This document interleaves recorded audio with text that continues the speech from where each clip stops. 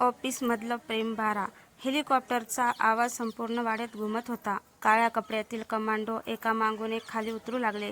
विक्रांत शिरसाट मोठ्याने हसला. आरव, आता तुझा शेवट निश्चित आहे. आरव शांतपणे उभा राहिला. त्याच्या चेहऱ्यावर भीती नव्हती. तो फक्त हसला.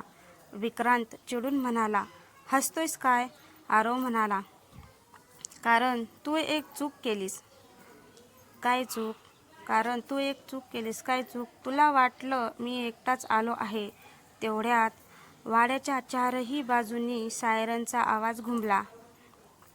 वाड्याच्या चारही बाजूंनी सायरनचा आवाज घुमला.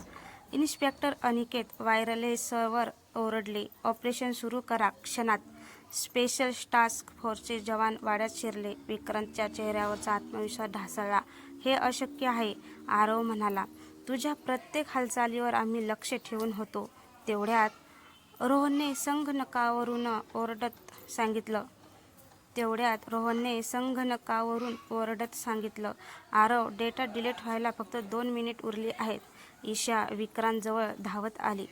त्यांच्या फिंगरप्रिंट हवा. आरवने विक्रांतचा हात पकडला, पण विक्रांतने जोरात प्रतिकार केला. झटापटीत त्याच्या हातातील एक छोटी काचेची कुपी खाली पडली. ती फुटली. त्यातून पांढरा धूर पसरू लागला. सगळ्यांना खोकला येऊ लागला. धुराच्या आडून विक्रांत पळू लागला. तो पळतोय अनिकेत, तो पळतोय, अनिकेत ओरडले. आरव त्याच्या मागे धावला. विक्रांत वाड्याच्या छतावर पोहोचला. खाली हेलिकॉप्टर तयार उभं होतं. विक्रांत दोरी पकडणार इतक्यात आरवने उडी मारून त्याचा हात पकडला. दोघेही छताच्या कडेला लटकले. खाली शेकडो फूट खोल दरी होती. विक्रांत हसत म्हणाला, आरव, जर मी पडलो तर ब्लॅक सर्कलचं रहस्यही कायमचं संपेल. आरव त्याच्याकडे पाहत म्हणाला, नाही, आज सत्य जिंकेल. इतक्यात छतावर उभ्या असलेल्या ईशाच्या नजरेसह एक धक्कादायक गोष्ट पडली. हेलिकॉप्टरमध्ये बसलेला पायलट आरवचा अनेक वर्षांपासून हरवलेला मोठा भाऊ अथर्व होता. ईशाच्या तोंडून किंकाळी बाहेर पडली. आरव, मागे बघ, हेलिकॉप्टरमध्ये अथर्व आहे. ईशाच्या तोंडून किंकाळी बाहेर पडली. आरव, हेलिकॉप्टरमध्ये अथर्व आहे. आरवने क्षणभर वर पाहिलं. हेलिकॉप्टरच्या काचेआड बसलेला चेहरा, तो खरोखरच अथर्व होता. आरवच्या डोळ्यात आश्चर्य आणि वेदना दाटून आल्या. अथर्व दादा.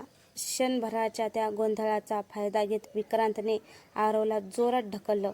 आरव छताच्या कड्यावरून घसरला. आरव, ईशा धावत आली. सुदैवाने आरवने लोखंडी पाईप घट्ट पकडला. रोहन आणि अनिकेत यांनी त्याला वर ओढलं. तोपर्यंत विक्रांत हेलिकॉप्टरकडे धावला. हेलिकॉप्टरचा दरवाजा उघडला. अथर्व खाली उतरला. तो विक्रांतसमोर उभा राहिला. विक्रांत हसत म्हणाला, वेळेवर आलास. पण पुढच्या क्षणी धाड. अथर्वने विक्रांतच्या हातातील बंदूक खाली पाडली. विक्रांत अवाक झाला. अथर्व, तू?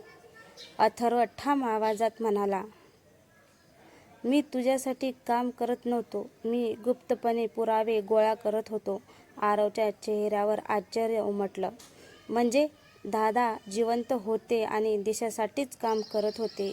विक्रांत संतापाने ओरडला, देशद्रोही. तो दुसरी बंदूक काढणार इतक्यात इन्स्पेक्टर अनिकेत आणि कमांडो टीमने त्याला चारही बाजूंनी घेरलं. पण विक्रांतने शेवटचा डाव खेळला. त्याने खिशातून एक छोटंसं उपकरण बाहेर काढलं. बीप बीप. रोहन ओरडला, आरव, हा रिमोट आहे. तो फिनिक्स हॉल्ट कायमचा उडणार आहे. आरव धावत विक्रांतकडे गेला. दोघांमध्ये पुन्हा झटापट सुरू झाली. उपकरण त्याच्या हातातून निसटलं. ते छताच्या कडेकडे घसरू लागलं. आरव आणि विक्रांत दोघेही त्यांच्या मागे धावले. उपकरण कड्यावर थांबलं आणि कोणाच्या हातात जाणार इतक्यात छताखालून एक प्रचंड स्फोट झाला. धाडकन. संपूर्ण वाडा हादरला. छताला तडे जाऊ लागले. ईशा ओरडली, आरव, बाहेर पड. ईशा ओरडली, आरव बाहेर पड, वाडा कोसळतोय.